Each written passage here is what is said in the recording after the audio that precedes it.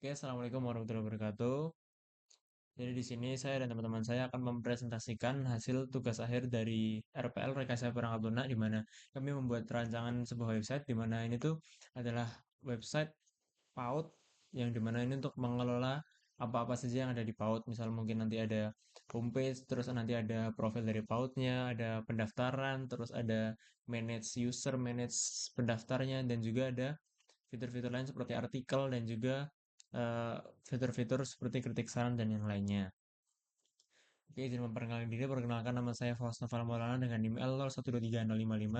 Yang kedua ada Farhan Cahaya Permana dengan NIM L01233051. Dan yang terakhir ada Irfan Nur Iksani dengan NIM L01236067.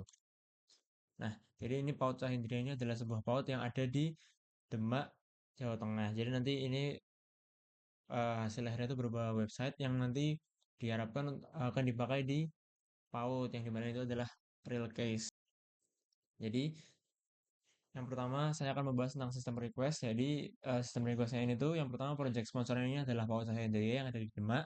Terus bisnis needs-nya tuh ada yang pertama tuh adalah mendapatkan peserta didik baru melalui internet. Yang kedua itu mempermudah pendaftaran peserta didik baru. Yang ketiga itu mendokumentasikan dan memberitakan segala kegiatan yang ada di PAUD saya Indria. Ini adalah fitur dari artikelnya. Terus yang keempat itu ada meningkatkan kualitas PAUD-nya. Dan yang terakhir itu ada mendapatkan tenaga pendidik baru melalui internet. Nah, selanjutnya ada business requirements, yaitu sistem yang mendukung dan mempermudah sistem kerja PAUD. Fitur-fitur yang harus ada itu yang pertama itu ada fitur registrasi, login, dan logout. Yang kedua ada fitur user dan juga admin. Yang ketiga ada fitur pendaftaran peserta didik baru. Yang keempat ada fitur pendaftaran tenaga pendidik PAUD. Yang kelima ada fitur melihat dan membaca artikel baru atau berita kegiatan. Dan yang terakhir ada fitur kritik dan saran. Selanjutnya business value-nya tuh ada dua, ada intangible value di mana di antaranya itu ada memberi pengalaman pendaftaran peserta didik secara digital. Yang kedua itu meningkatkan branding dan publikasi PAUD Cahya Indria. Yang ketiga itu menjangkau peserta didik lebih banyak.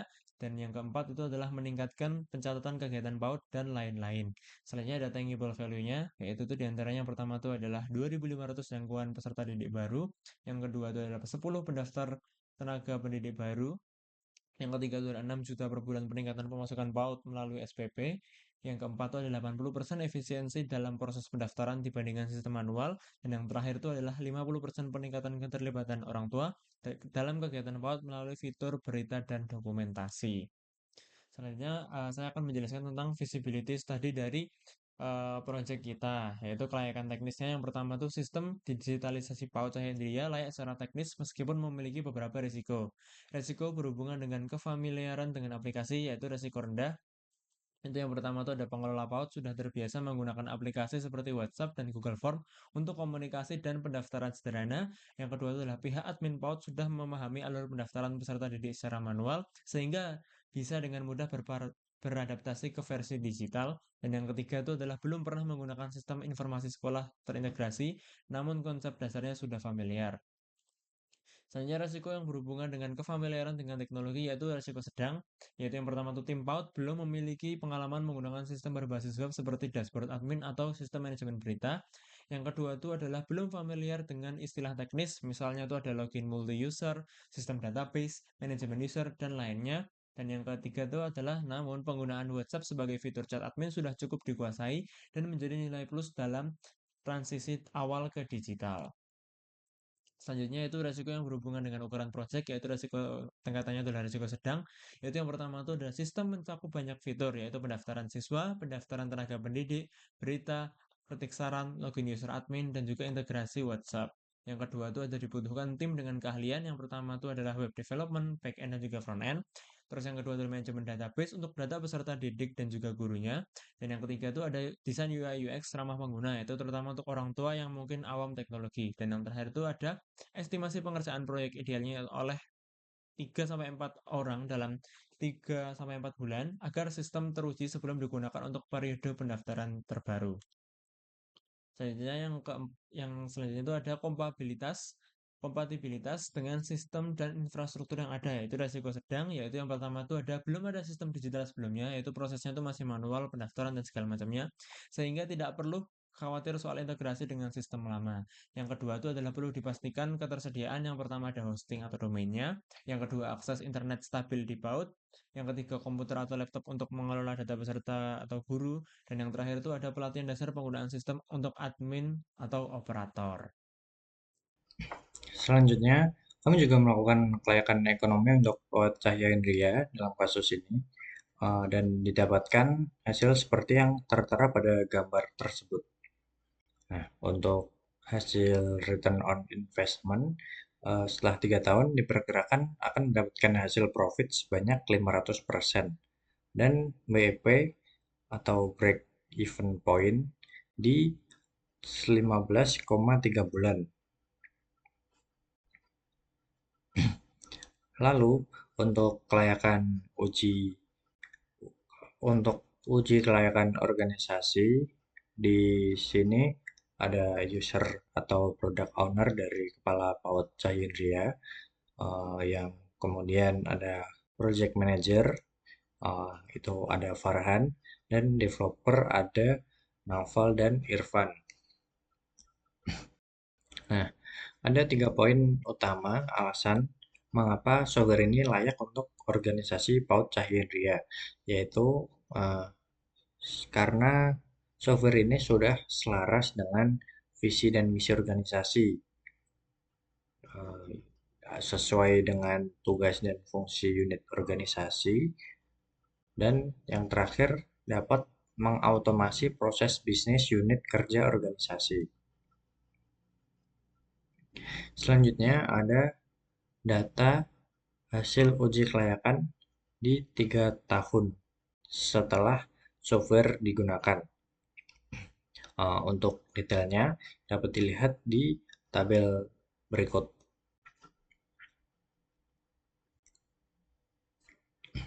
Kemudian ada analisis project size estimation. Secara keseluruhan, proyek ini memiliki total durasi selama 20 minggu. Dan untuk detailnya dapat dilihat di tabel berikut ini. Lalu ada analisis function point. Dan secara keseluruhan, proyek ini menghasilkan total unadjusted function point sebanyak 158 poin. Dengan detailnya dapat dilihat pada tabel tersebut. Dan berikut fitur-fitur yang menjadi acuan dalam kami menghitung TOFP sebelumnya. Fitur-fitur yang di-highlight dengan warna hijau menandakan fitur tersebut memiliki kompleksitas rendah. Untuk yang highlight kuning, fitur tersebut memiliki kompleksitas medium, dan yang merah itu kompleksitasnya tinggi. Ya, baik selanjutnya pada project size estimation di sini ada untuk menghitung PC atau total processing complexity, di mana di situ ada data communication, heavy use configuration, transaction rate, and user efficiency, complex processing, installation ease, multiple site, performance, distributed function, online data entry, online update, reusability, operational ease, dan extensibility sesuai dengan project kami. Dan setelah kami hitung dengan skala 0 sampai 3, ternyata jumlahnya itu ada 21 untuk PC-nya. Nah, setelah didapatkan PC dan PCA tadi, kami hitung TAFP-nya itu menjadi 191,18, dan setelah itu kita bisa hitung estimating effort and time. Di situ ada line of code yaitu sekitar 10.514,9 JavaScript line of code. Setelah itu ada effortnya dengan 14,72% 72% weeks, dan timenya 7,35 weeks untuk pengerjaannya. Nah, selanjutnya di sini ada use case diagramnya, di mana di sini terdapat user yang bisa melakukan 4 aktivitas, yaitu yang pertama membaca artikel atau berita, lalu mendaftarkan peserta didik, mengakses kritik dan saran, dan juga mendaftarkan diri sebagai tenaga pendidik. Yang dimana masing-masing itu memiliki subaktivitas dan ada beberapa aktivitas yang mengharuskan user untuk register atau login terlebih dahulu, yaitu ada mendaftarkan peserta didik, mengakses kritik saran, dan juga mendaftarkan diri sebagai tenaga pendidik. Dan di sebelah kanan ada use case diagram untuk admin, di mana admin bisa melakukan 3 hal, yaitu mengelola akun pengguna, mengelola data tenaga pendidik dan peserta didik, dan juga mengelola artikel atau berita, di mana masing-masing juga memerlukan register atau autentikasi admin atau login sebagai admin, dan selain itu admin juga bisa mengakses kritik saran. Oke, selanjutnya di sini ada activity diagram untuk masing-masing activity-nya. Di sini yang pertama ada login dan register, di mana user yang pertama mengunjungi website dan lalu memilih register atau login, lalu akan mengirimkan ke sistem untuk validasi akun, dan apabila gagal akan kembali ke login, dan apabila berhasil akan validasi role, di mana di situ apakah sebagai user atau sebagai admin. Jika sebagai user maka akan menampilkan homepage, dan jika sebagai admin maka akan menampilkan dashboard admin. Setelah itu ada pendaftaran peserta atau tenaga pendidik, yang dimana harus login terlebih dahulu, lalu sistem akan menampilkan homepage, dan user akan memilih menu pendaftaran, yaitu antara mendaftar sebagai tenaga pendidik atau peserta didik. Lalu setelah itu mengisi form untuk pendaftaran, dan user akan mengisi form lalu dapat mengsubmit seperti itu. Selanjutnya untuk mengirim kritik dan saran, user harus login terlebih dahulu, lalu sistem akan menampilkan homepage dan user akan memilih menu untuk kritik dan saran. Setelah itu user bisa mengisi form kritik dan saran dan bisa mengsubmit. Selanjutnya ada mengelola artikel atau berita, di mana yang pertama admin akan login terlebih dahulu, setelah itu sistem akan menampilkan dashboard admin, lalu admin akan memilih menu mengelola artikel atau berita dan melihat daftar artikel atau berita. Setelah itu admin bisa memilih apakah dia ingin menambahkan berita atau menghapus atau mengupdate artikel atau berita, dan admin dapat menyimpan perubahan dengan simpan perubahan. Setelah itu hampir sama dengan artikel berita, ada mengelola user, jadi harus login terlebih dahulu juga. Setelah itu memilih untuk kelola akun user, lalu menampilkan daftar pengguna dari sistemnya, dan admin akan memilih akun yang akan diedit yang mana, dan admin bisa mengganti password apabila ada kesalahan pada password, kesalahan pada username juga bisa untuk mengganti username, dan juga akan menghapus akun apabila akun sudah tidak aktif selama lebih dari 12 bulan atau 1 tahun. Lalu akan ada konfirmasi penghapusan apabila ingin menghapus akun, dan akan ada pilihan untuk simpan perubahan apabila mengubah password atau username dari akun. Setelah itu ada mengelola peserta atau tenaga pendidik, di mana admin login terlebih dahulu, lalu sistem menampilkan dashboard admin, lalu admin memilih menu mengelola data tenaga pendidik dan peserta didik, dan melihat daftar pendaftar, lalu mengonfirmasi penerimaan apakah tenaga pendidik atau peserta didik tersebut diterima atau tidak, dan selanjutnya bisa mengirim email. Nah, selanjutnya di sini ada sequence diagram dari user, yang dimana pertama dari interface atau antarmuka menampilkan homepage kepada user.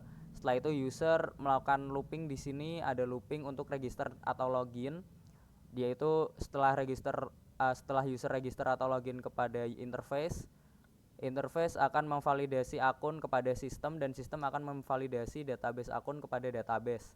Setelah itu apabila login gagal maka akan mengembalikan ke sistem. Apabila login berhasil akan mengembalikan ke sistem, lalu mengembalikan ke user dan berhasil keluar dari loop. Apabila login gagal akan mengembalikan ke interface, dan juga user akan looping untuk melakukan register atau login. Setelah itu user bisa memilih menu daftar, dan di sini apabila memilih mendaftar sebagai tendik maka akan menampilkan form sebagai pendaftar tendik. Jika peserta didik maka akan menampilkan form pendaftar peserta didik. Selain itu juga user bisa mengisi form pendaftaran, mengirim data ke sistem, lalu mengolah dan menyimpan form. Setelah itu user bisa memilih menu kritik saran dan mengisi form kritik saran pada antarmuka. Setelah itu antarmuka meneruskan ke sistem, dan sistem meneruskan ke database. User juga bisa memilih untuk menu artikel dan atau berita, yang nantinya dari database akan mengembalikan data artikel atau berita. dan dari sistem juga meneruskan data artikel atau berita ke interface, dan interface akan langsung bisa dilihat oleh user. Baik, kita lanjut ke website PAUD. Di sini ada website PAUD-nya sudah jadi, ada header-nya di sini PAUD Cahya dengan slogan cerdas cermat ceria, lalu ada menu beranda, profil, artikel, daftar dan juga login. Di sini ada header-nya. Ya. Di sini kita bisa scroll, ada tentang Cahya Indria, ini ada visi misi dan tujuan, lalu ada artikel dan berita, kita bisa lihat artikel dan berita, kegiatan-kegiatan dari PAUD Cahya Indria. Setelah itu ada siap bergabung dengan PAUD Cahya Indria untuk mendaftar. Waduh. Lalu ada kritik dan saran di sini, bisa mengisi untuk user. Mungkin pertama kita coba untuk login terlebih dahulu. Kita bisa login atau mendaftar apabila belum punya akun. Karena kita sudah punya akun, kita coba login saja.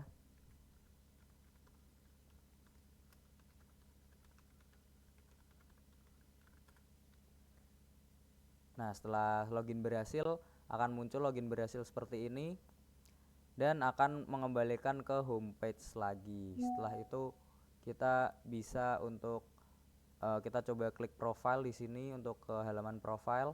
Nah, di sini sudah terlihat PAUD Cahya Indria, ada biografi, data awal profil PAUD Cahya Indria di awal, lalu ada visi misi dan tujuan. Setelah itu ada struktur kepengurusan, ini belum ada fotonya karena dari pihak PAUD belum bisa mengirimkan foto. Lalu ada fasilitas di PAUD. Setelah itu kita lanjut ke artikel. Nah, di artikel ini akan dimunculkan artikel-artikel yang sudah dibuat oleh admin dari PAUD Cahya Indria. Di sini kita coba baca satu.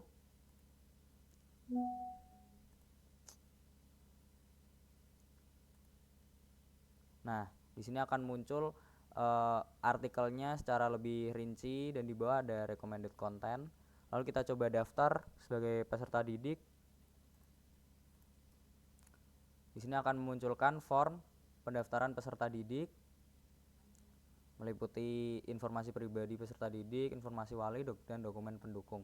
Lalu untuk tenaga pendidik di sini kita coba. Di sini juga ada informasi pelamar, kontrak dan kualifikasi, dokumen lamaran dan juga alasan untuk melamar. Nah, di sini ada karena akun ini adalah merupakan akun admin, kita bisa ke dashboard admin. Apabila kita ke dashboard admin, maka akan muncul beberapa menu seperti ini. Ada manajemen user di mana kita bisa mengedit dan juga menghapus dari user. Lalu ada manajemen artikel di mana kita bisa juga menambahkan artikel, mengedit artikel dan juga menghapus artikel. Lalu ada peserta didik. Menu peserta didik kita bisa melihat, mengedit dan juga menghapus data-data peserta didik. Setelah itu ada tenaga pendidik. Sama seperti peserta didik, kita juga bisa menghapus atau mengedit ataupun melihat dari data-data tenaga pendidik. Lalu di sini ada status untuk pendaftar. Apabila nanti ada pendaftar seperti ini, itu kita bisa memilih untuk diterima atau ditolak di sini di status. Setelah itu ini juga ada untuk peserta tenaga pendidik.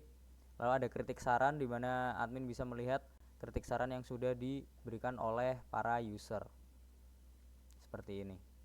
Lalu bisa kembali ke beranda untuk kembali ke homepage utama. Ya, terima kasih. Mungkin sekian presentasi mengenai project kami.